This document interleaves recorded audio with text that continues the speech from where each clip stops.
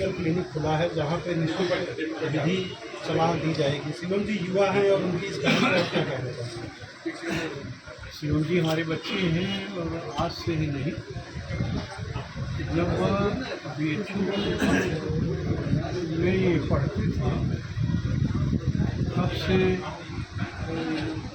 अपनी मेधा का परिचय देते थे, अपनी मेधा की प्रस्तुतिकरण से अपनी बात बताते थे। मुझे लगता था कि मेरे बच्चा समाज की सेवा में एक नया कीर्तिमान स्थापित करें। उस दृष्टि से उनके पिताजी के आशीर्वाद से और विशेष प्रेरणा जो इन बच्चों को आगे बढ़ने के लिए मेरी चर्चा दी सुमित कुमार सिंह जी, जो बिहार राज्य के न्यायाधीश थे, सेवानिवृत्त होकर अपने पैतृक आवास पर वापस लौटे। इन बच्चों को उन्होंने प्रेरित किया है तो बच्चे समाज की सेवा में कानूनी सलाह की दृष्टि से काम करें। अब वर्तमान में कानूनी सलाह इतनी महंगी हो गई है, अब हाई कोर्ट में जाए किसी मुकदमे में किसी बड़े वकील को करना चाहे तो सामान्य व्यक्ति की हैसियत के बाहर उन्हें एंगेज करना है। पट्टी एक छोटी जगह है, वहाँ तहसील का मुख्यालय है और पट्टी तहसील तो है, लेकिन सामाजिक राजनीतिक महत्व पट्टी का राष्ट्रीय स्तर का इसलिए है। किसी तहसील के भीतर स्थित रूर गांव भारत की आज़ादी और 1942 के किसान आंदोलन और उसके प्रणेता बाबा रामचंद्र और ठाकुर झिंगुरी सिंह की कुर्बानी से जुड़ा है। और उसमें विशेष कुर्बानी में हमारी पूजनीया माता, जिन्होंने अपने दुमोहे बच्चे को अपनी पीठ पे बांध कर उस आंदोलन को गति देने में अपना सहयोग दिया, माँ जग्गी देवी, उनका बड़ा योगदान है। जो काम इन्होंने किया है, एक न्यायाधीश का मार्गदर्शन मिलेगा, एक युवा अधिवक्ता जो विधि स्नातक ही नहीं है, उसमें LLM भी है, एक योग्य युवा अधिवक्ता की निःशुल्क मदद उन गरीब वादकारियों को मिलेगा जिनकी हैसियत राकेश खरे जैसे वकील को, प्रमोद सिंह जैसे पदाधिकारी को, अनिल सिंह जैसे अध्यक्ष को, राधा रमन जी जैसे बड़े वकील को करने की जिनकी हैसियत नहीं है, उन वादकारियों को यह निःशुल्क परामर्श केंद्र मदद करेगा। तो गरीब के कल्याण का ये केंद्र प्रमाणित हो, साबित हो, यही मेरी शुभकामना। पट्टी विधानसभा में इस समय लखीमपुर में एक पुल स्वीकृत हुआ है, जिसको लेकर सोशल मीडिया पर इस समय तरह तरह की चर्चाएं हैं। लगातार आपके भी समर्थक यह दावा कर रहे हैं कि आपके द्वारा पुल स्वीकृत हुआ है, या वो विपक्ष के जो इस समय बात की जाए तो यहाँ के विधायक हैं, उनके द्वारा भी ये दावा किया गया कि 4 साल की जो हमारी मेहनत थी उसका प्रतिफल है। तो इस पर क्या कहना चाहेंगे आप? मैं इन सब बातों की कोई टिप्पणी नहीं करना चाहता। पट्टी में आपने एक समर्थक की बात की, तो हमको कोई ऐसा मिले नहीं जो मेरा समर्थक नहीं है। आपकी जानकारी में कोई सूची ऐसी हो जो मेरा समर्थक नहीं, तो आप बता दें तो मेरा ज्ञानवर्धन भी होगा और मैं कोशिश करूंगा कि वो भी अगर समर्थक की सूची से आपके कारण अलग हुए हों तो मेरे समर्थक की सूची में शामिल हों। जहाँ तक पुल बनने का विकास एक निरंतर प्रक्रिया है, माननीय विधायक जी ने तो कोई दावा किया है, मैं उनके प्रति अपना आभार भी व्यक्त करता हूं, क्योंकि मैं भी पट्टी अमूल निवासी हूं और वर्तमान विधायक जी का मैं भी मतदाता हूं। अगर उन्होंने कहा है तो कोई आधार होगा। इसके बारे में बेहतर जहां पुल बनना है वहां के गांववासी, वहां के जनप्रतिनिधि, वहां के पंचायत प्रतिनिधि, वहां के स्थानीय लोग अगर वो विधायक जी को श्रेय देना चाहते हैं तो मेरी तरफ से उनको बधाई है। विधायक जी को नहीं श्रेय देना चाहते हैं तो उसका बेहतर उत्तर विधायक जी देंगे। मुझे किसी के विरुद्ध कुछ नहीं कहना है।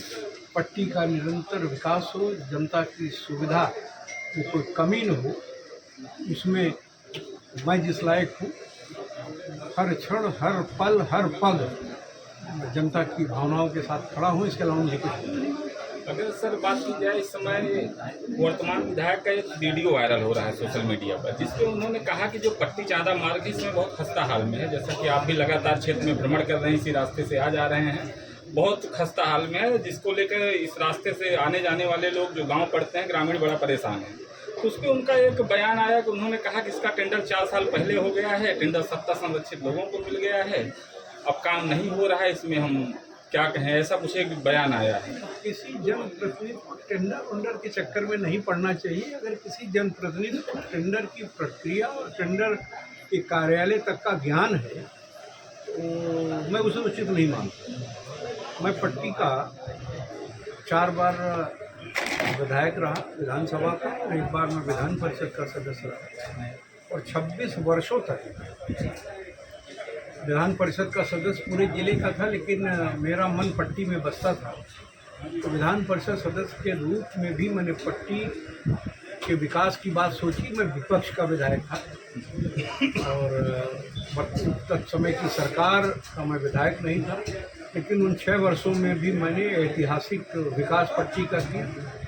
और 4 बार विधानसभा के सदस्य के रूप में भी 5 वर्ष का कार्यकाल जिसमें मैं मंत्री था, और 2003 में 11 महीने में मंत्री था मायावती जी के साथ। उसके अलावा मैं विपक्ष का विधायक था। तो मैं इसमें विश्वास नहीं करता। जनता से का विश्वास जब मुझे मिलता है तो ये कह के नहीं मिलता कि मैं विपक्ष में रहूँगा तो साधु बन जाऊँगा, जब मैं पक्ष में रहूँगा तो मैं हिमालय खड़ा करूँगा।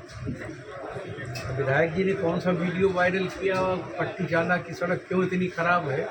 आप तो नौजवान हैं, और मैं जब 83 में मंगरौरा का ब्लॉक प्रमुख हुआ तो शायद आपका जन्म न हुआ रहा होगा। मैं तब से यहाँ की सेवा कर। अगर आपको याद हो कि मेरे कार्यकाल में पट्टी चांदा की सड़क पर कोई गड्ढा था तो ये मेरा दोष है। अगर पिछले 4 साल में उसमें गड्ढा हुआ तो जो वर्तमान हमारे जनप्रतिनिधि, जो हमारे भी विधायक और सांसद हैं, मैं सरजीतपुर गांव का निवासी हूँ, वहाँ का मतदाता हूँ, जो पट्टी विधानसभा क्षेत्र का एक भाग है। अपने विधायक से मैं चाहूँगा कि वो अपनी जिम्मेदारी से कहीं बाहर जाने का प्रयास न करें और भरसक प्रयत्न करें।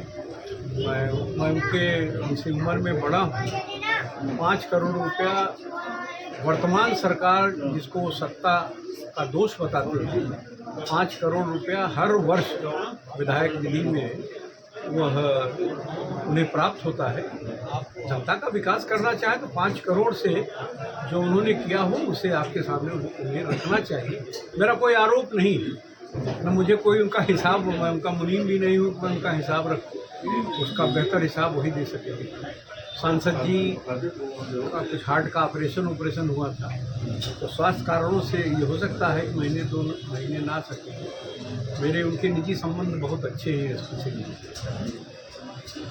क्यों मदद नहीं कर पा रहे? उन्हें भी 5 करोड़ एक वर्ष में मिलता है, और दोनों एक दल के जनप्रतिनिधि तो 10 करोड़, 5 करोड़ विधायक जी का पूरा पट्टी का है, 5 करोड़ जो सांसद जी का है उसमें 1 करोड़ हमारा है, तो 6 करोड़ प्रतिवर्ष, 24 करोड़ जो 4 वर्ष का है।